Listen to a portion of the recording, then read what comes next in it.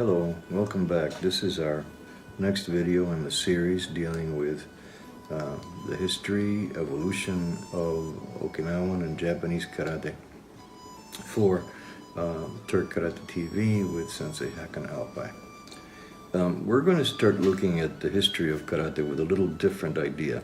Let's take a look at it from the point of view of kata, how kata affects history, and how history affected kata.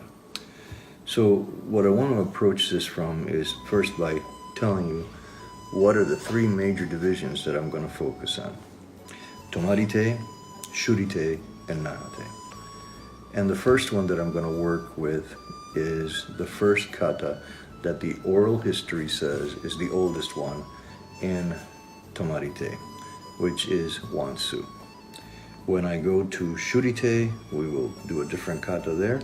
And when I go into the Nahate systems, we'll go a different kata and a different ruha there. So let's begin with Wansu. What do we know about it? Well, we know that it's supposed to be the oldest kata in Okinawan Karate. How much truth there is to that, I don't know.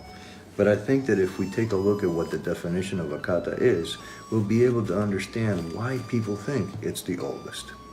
A kata definition is the following. Katas are prearranged combat groups of movements done to coordinate the body and enlighten the mind for actual combat. Now that means that there's no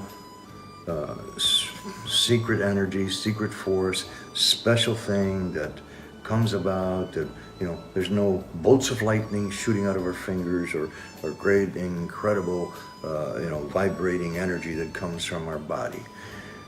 Katas have to work within two logical and truthful concepts. One, the concept that a kata is for the sake of developing bunkai, which means developing the wazas that one should use instinctively to defend their life. The masters, when they built this, those wazas that were put in there, those are the wazas that they used in a life and death struggle most of the time. And because they were very successful, they actually put them in there so that the students could replicate them and become strong with them. Now, with an understanding of that, what are the restrictions that we need to focus on? First, it's true, the movement is true, the action is true, if and only if it's logical, okay? If it follows a cause and an effect, a hit and something falls down. There's the cause, there's the effect. The logic of reasoning has to exist. Secondly, it cannot go against the human anatomy. You cannot try to punch this way. The punch goes this way because logic and anatomy moves me this way. So as long as we are following the logic of the anatomy, the logic of cause and effect, we can look at the katas and see the truth of them. And from that truth, be able to have a clearer understanding of the historical impact of the form on what we practice nowadays as karate. So let's begin with the Tomarite schools. Tomari is a suburb of the Okinawan main island, and it is something that has always had type of Shorin Ryu based system associated with it. Tomarite is one of the oldest systems because of the fact that many people would come to Tomari to trade and to talk from different parts of the world.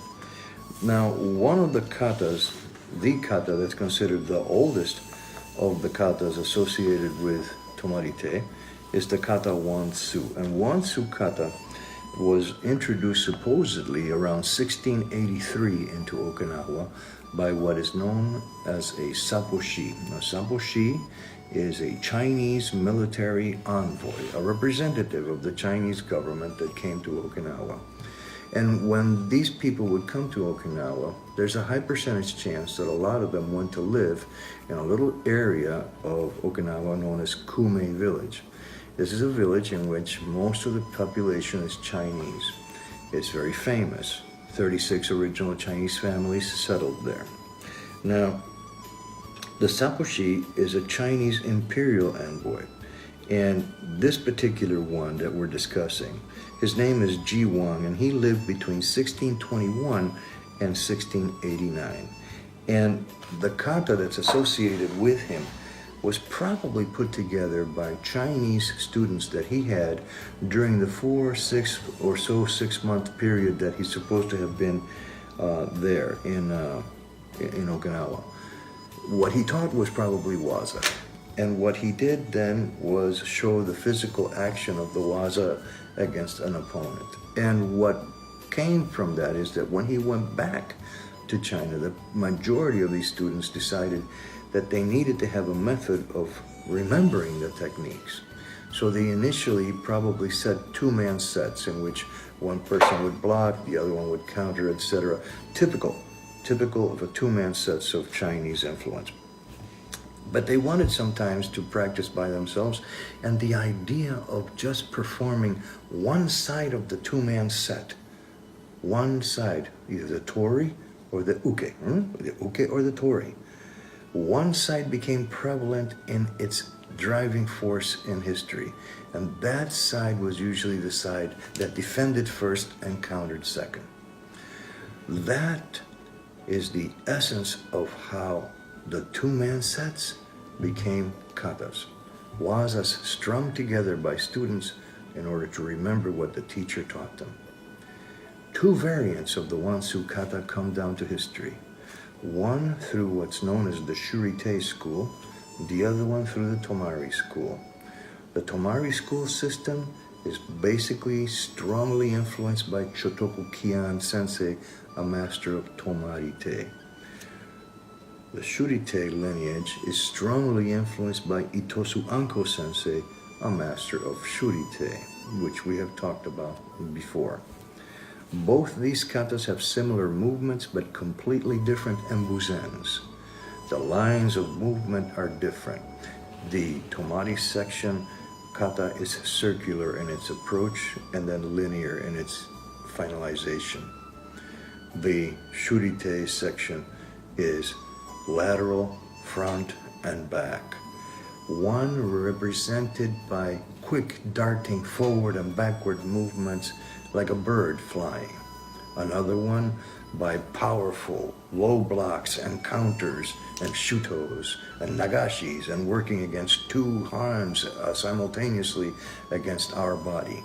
So in other words, in one kata, the shuri kata, you're on the outside of the enemy attacking his angle, and in the Tomari kata of Chotoku Kian Sensei, you're inside working against multiple arms coming at you. Now, if we look at both of these katas historically, you're going to see that there's very similar structures to them. In the kata that Funakoshi Gichin Sensei took from Itosu Sensei and changed the name from Wansu to Empi, the initial movement of coming down like such is the same thing as in Tomari-te when they come down as such. It's just that Funakoshi Sensei uses two techniques at the same time. In Wansu of the Tomari school, they use one technique after another because they hide the fact that they're using two techniques simultaneously. We'll talk more about this as we proceed with our other katas. So let's stop here for now, and we'll continue to discuss when go forward from there into a more advanced kata the next time we meet. Domo arigatou gozaimashita.